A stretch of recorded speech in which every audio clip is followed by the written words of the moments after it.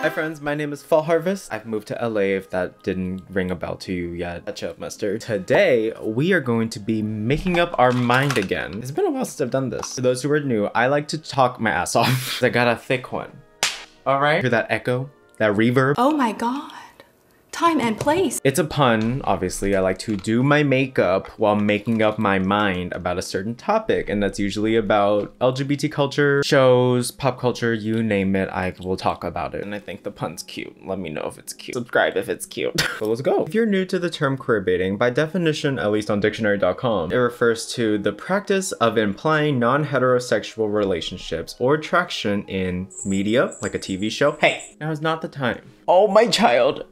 My child. I'll zoom out a little just for him. And is meant to attract us, LGBTQ people. League beauty is the short term I'll call it. They just want to bring interest to the show or movie without actually depicting the relationship they said. So for example, we can say a platform like Sydney Plus will promise a show that has 2 gay men. And it's in the trailers, they talk about it in the press, they promote it. And then when you go and watch it, by episode 10, there's not even a kiss. There's no confirmation that they're actually dating. The most they do is maybe look at each other like that. Queerbaiting is an attempt to capitalize off of our money, league beauty money, without actually having the representation they promise. And lately, I'd say since TikTok has been born, it has been stretched out, gaped, and why do you have a YouTube? It's been abused to the point of the definition doesn't make any sense anymore. Because now we've been saying people like Harry Styles is queerbaiting, Shawn Mendes is a queerbaiter, Kid Connor, to name a few of many. I am so sorry for the headlights. Give me a second. Look how pretty. I am all for definitions evolving because I believe that's what? I believe that's what definitions are meant to do. They're not supposed to be set in stone unless it's like a square. Social terms should be allowed to grow and evolve as society evolves, but I don't think society is evolving. Real people can't queerbait, period. Okay, I don't care what you say about that. It is not following the definition. Most recently, they've talked about it with Red, White, and Royal Blue, and I'll talk about that in another video. If you haven't watched the movie, you should. If you haven't read the book, you should. If you want to listen to it for free, I've partnered with Audible. Y'all should know by now that Audible offers a bunch of audiobooks, podcasts, my podcasts. Yeah, if you're in a Halloween mood, they have true crime. This video is about the League Beauty community, and I want people to read more League Beauty books. If you want your heart ripped out of your chest and thrown on the ground, you can listen to The First to Die in the End. I cried on the plane. There's some lesbian ones in there, and you should expand, okay? I don't have to be a lesbian to enjoy 2 women in Chinatown back then, which also ripped my heart out. If you haven't tried it, new members can get a free trial. Do this right here, text Frederick to 500-500 or visit the URL and let me know what you listen to and if your heart was ripped out of your chest, because I guarantee you will, unless you're soulless. Are you done? Who's my most talkative baby? Yes, I know. What? I'll clean that up. Shut up, shut up, shut up, shut up. I'm a beauty guru, I can do it. What? I promise you, he's okay. He's just an emotional brat. So our latest offense was with Red, White, and Royal Blue, because in the movie, the 2 main actors who are in a relationship, spoiler alert, they get in a relationship. As of October 15th at 2:25 a.m., they have not publicly stated their sexuality. I think we should take a step back and reevaluate what I just said, because my initial reaction would be, well, that's weird. If your first instinct to what I just said was, that's weird, why would they have to publicize it? Maybe you do have working brain cells. But for a lot of people, specifically on Twitter, sorry, X. I did not mean to dead name. Actually, Twitter's the one thing I will dead name in this world. By the way, I'm queer and use any pronouns, since people feel like they are obligated to know. To these people, if you don't fall under the same sexuality category as the role you're playing, appropriation, it's queerbaiting, they get mad on Twitter and they give you death threats and they threaten you to come out as something. That's what I don't really get, because what good does it do once they come out? Oh, now we accept you. Y'all remember when the world was yelling at Kid Connor, and then when he finally came out and was, oh, I should say forced to come out. And yes, that is possible, because when you are receiving death threats and being pressured by the entire audience watching, as in millions of people on Twitter, it does get to you when you're like 17 years old. I think he was 18 when he made that tweet. What were you doing with your life at 18? What was your mental state at 18? The answer is not good. I don't think he was doing well. And if you're watching somehow, Hope you're doing great. Sorry the world sexualizes you, even though you played a child in the show. None of my business though. I like topics like these because they're not set in stone. There is a lot of nuance to them, but I just can't get behind the people who insist that actors have to come out publicly in order for the role to be justified, because that invalidates a whole group of closeted actors. The film industry and the entertainment industry have one thing in common, and that there is a lack of queer people in it. From the director's side to the actual actors, we weren't really present back then. There wasn't a lot of movies, and if there were, they would depict us in a really stereotypical way, much worse than what you can think of in the 2000s. You may think watching a 2000s rom-com may be problematic because there's a femme gay in there and he says "Yas queen," but let's say like in the 1980s, they probably would have said he had AIDS. Just gonna be flat out honest. I also saw some people who said, well, why aren't there more if so many people are complaining? I think you're underestimating the amount of queer people who were able to be in the industry. And I can assure you, just because you didn't see them doesn't mean they didn't exist. They just weren't given parts because people are homophobic. That brings me to the next topic, which is the actual directing. I'll just say it. I think a lot less people will be complaining if the actual acting and the writing was much better. There's a couple things that happen. So one, once again, there's not that many queer producers out there. We got Ryan Murphy and Ryan Murphy. That was sarcasm, but it's not even that far off because he's made shows, he's made so many, the more I look at it, that we watched as kids. I'm not defending him after what he did with Dahmer, because that was stupid. Pose, which is one of my favorite shows because I think arguably it has the most complex and fleshed out characters of all time. I think it has a good balance of queer joy and history. We got American Horror Story, we got Prom, which I hated because the movie itself just wasn't good. And one of the actors portrayed, I would say, a caricature of a queer person. Parody or not, people got mad because, well, people don't like that person in general. But also, that is not the representation people want nowadays. We want more than what people gave us back in the 2000s. Oh, that's not my shade. Ignore that. This is a primer. Why is it acting like foundation? Before someone types this, I just want to clarify. There's a lot of trans characters in Pose, and I know someone's gonna say, well, I don't want to see cisgender people play trans characters. Different thing, okay? I literally had someone excusing blackface. I don't know why every minority gets grouped together like they all go through the same issues. But newsflash, sexuality is who you're attracted to. Trans is who you are. That is an identity. Identity, sexuality, and then race, since you want to bring up that. All very different. Race is primarily based on physical features. Gender is very separate from sexuality because you're attracted to genders. So no, you can't group it all. And I personally don't really want to see a cisgender person play a trans character because I don't think they can fully understand what that means. And it's happened before. It happened in Ugly Betty, actually, which I didn't realize until I was watching it again. And they've since apologized because that was, I think, 2000s when it was made. Weird time for everyone. But if you're wondering why didn't they just cast a trans actress, it's not that there weren't any of them. The producers just didn't want them, probably. And if anyone tries to compare this queer baiting thing to blackface, just shut up. Oh my god. Hi, editing Frederick here. I wanted to elaborate on this because I only briefly discussed it. While editing this video, the short version I made on YouTube Shorts kind of went a little viral, and it reached a group of people that I don't vibe with. I never want conservatives agreeing with me because they took that video as like, yeah, we should stop pushing sexuality. And I'm like, shut up. Y'all know that's not what I stand for. But people took that out of context and said that this applies to like everything, being trans, blackface, and I'm like, whoa, whoa, whoa, back up. This is about sexuality. I made the video about sexuality, specifically people who assume people's sexualities, because you don't do that. This is why I don't like the term queerbaiting, because one, a cis person playing a trans character is not queerbaiting. That's just insensitive and a little tone deaf. There's no bait, because when you say queerbaiting, at least by definition, it's supposed to mean those platforms implied that there would be a trans character, and there wasn't. And I don't know why all of this always gets grouped up. I guess it's because League Beauty is an acronym and like T is in there, so people whose gears aren't gearing just clump it all up as the same thing. One is identity, one is sexuality. Two very different things, because one is who you love and the other is how you feel and identify and how you present outwardly, if that applies to you, because sexuality cannot be presented outwardly. Gender is. That's why it's called gender expression, not sexuality expression. That happens in the bed. So yeah, I don't think cisgendered people should play trans characters because gender dysphoria and like the journey of being trans, I don't think Emma Roberts could duplicate an MJ Rodriguez in Pose. Do you know what I mean? Like, it's something that people who don't feel gender dysphoria will never understand. And that's fine, they don't have to understand it. But you can sympathize with it at least and not take over another trans person's role. And then I got comments saying, well, why doesn't this apply to like white people playing black characters? Or like people got upset about like Halle Bailey being the Little Mermaid. That's a folktale. Mermaids aren't real.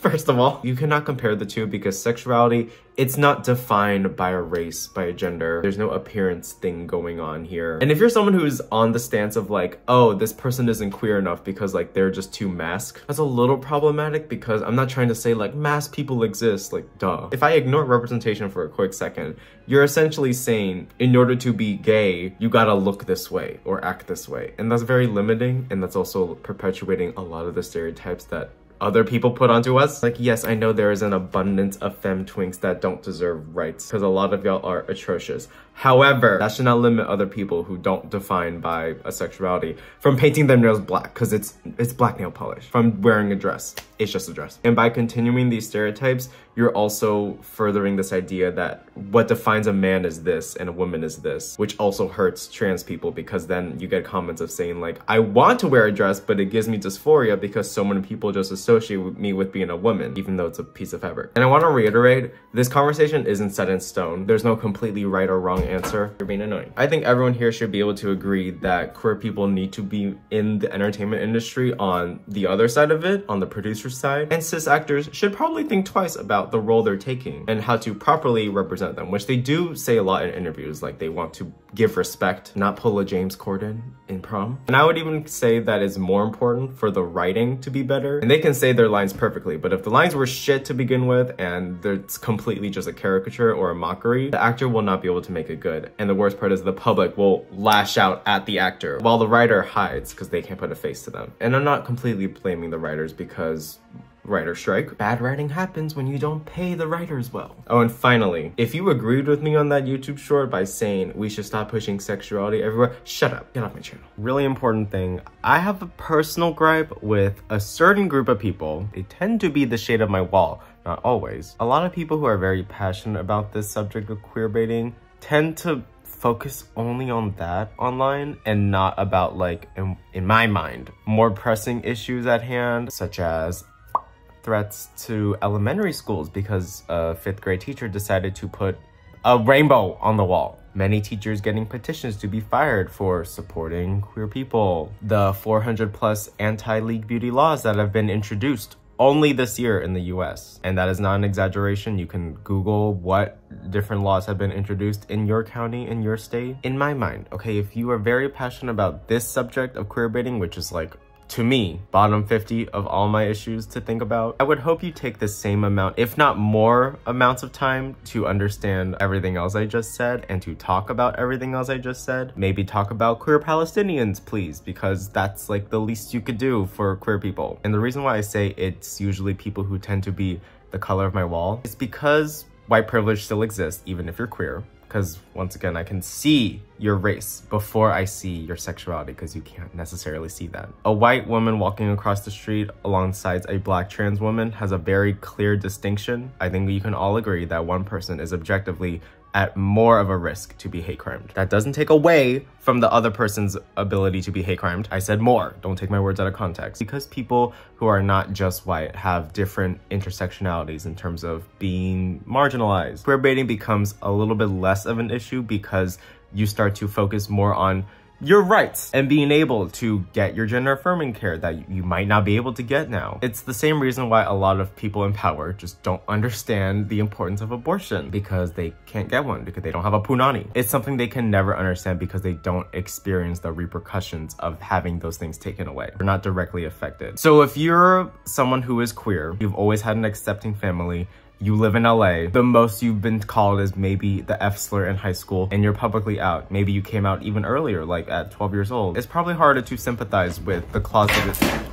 It's probably more difficult to sympathize with the actors who still are closeted and have to play roles that they don't necessarily want, but they need a job. Or more importantly, playing roles that are queer when they're not necessarily ready to be out yet, and they're hearing all this public backlash. So all I would say is try to have a more open mind about what these other people are going through, especially if you're not an actor. Like, I don't think we can say much anyways, and also I don't think you can say queerbaiting because it's not the definition. And try your best to put yourself in the shoes of other people when you physically don't walk the same path that they do. I think we can all agree that it is frustrating trying to not see queer characters in general. We're a very judgmental community, to say the least, of our representation because we don't have much and you want it to be right. There's never going to be one way to be right, but you want it to be something that portrays us some manner, at least realistic or positive or something, to make us want to continue watching. And I can only imagine how frustrating it is for actors to constantly be auditioning and to not get the part and to see someone else get it. But I don't think that's fair for you to lash out on the actors who got the part themselves. They're also trying to get jobs. I don't think anyone is trying to defend the industry and say it's a fair game. I don't think you should say you snooze, you lose, or, you know, first one to get it wins or whatever. But actors don't have that much power. Clearly, if we didn't see from those strikes, you have to point towards the upper hand. Like, you as a cashier is not going to be the main problem of a whole company. Go to your manager's manager. But it's not easy to blame them when all you see is a name at the end of an episode each time for 2 seconds, because they're public and they have big followings. And I guess you have this sort of self-righteousness by like putting them on blast because it makes you feel better, which if you do that, that's your own thing to work on. But to give you a theoretical, let's say this does happen, okay? We have to have the person's sexuality be the same sexuality as the character they're playing. And you have to announce it publicly in order to be accepted by the audience. First thing that comes to mind is you can lie.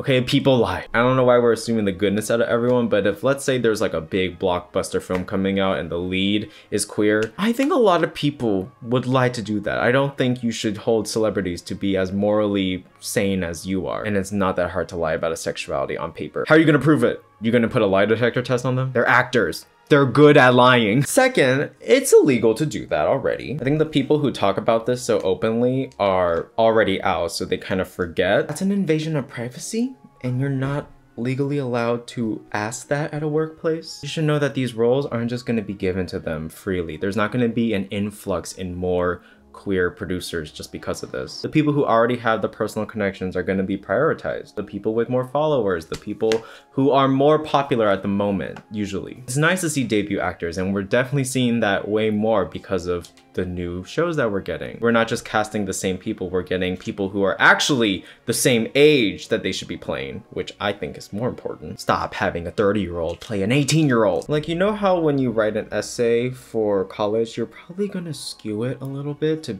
talk more positively about yourself? It's kind of similar to what would happen if you made this real. Also, I don't see the point in complaining about movies that have already been out. Like, people are still on this Kit Connor thing.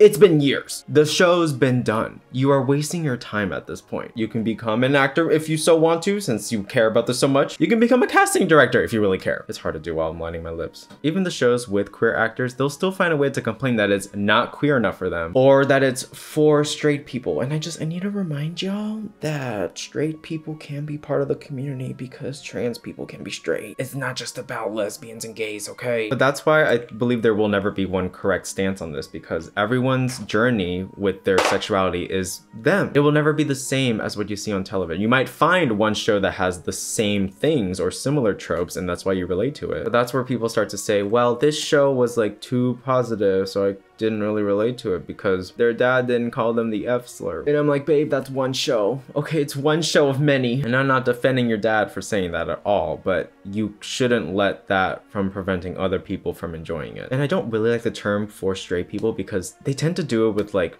shows that have more happiness and less queer trauma, or there just wasn't that much sustenance. And I'll get into it because I also want to learn more about it. I'm slightly seeing where they're coming from. Like when I watched Love, Simon, it was kind of meh. I just thought it was a little boring in general. Like I thought the plot was boring. But if your argument is that it doesn't have queer trauma, I think that is not valid anymore, because that shouldn't prevent a show from being queer enough. You can call it the bad acting all you want, that's fair. But just because a lot of cis heterosexual people flock to it, like they're saying that with Heartstopper now, just because that happens doesn't negate that it is also for queer people. Like you can't, I'm sorry babe, it's gonna be hard to gatekeep that. There's also the fact that there is a whole group of closeted actors who now will no longer be able to act because you've prevented them from doing that. If you say unless they're out they shouldn't play that role, that's a whole group of people you're negating, because it's very easy for us to say you have to be gay to be a gay character. It's much harder when you're closeted, a 16-year-old, this is your first acting gig and it's on Netflix and you're trying your best because you're playing a character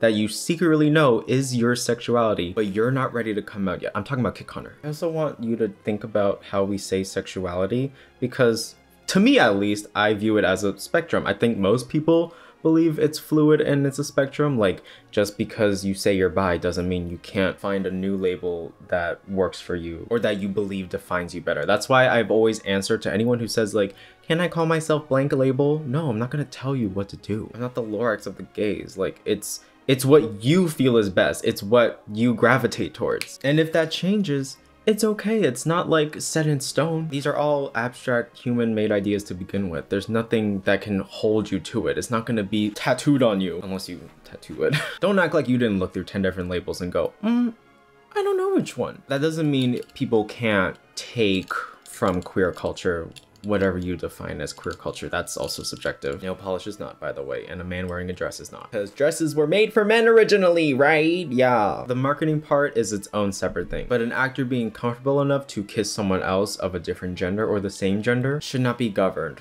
by us. Because who you do in the bed is your business and your business. And I want to see sexy men kissing.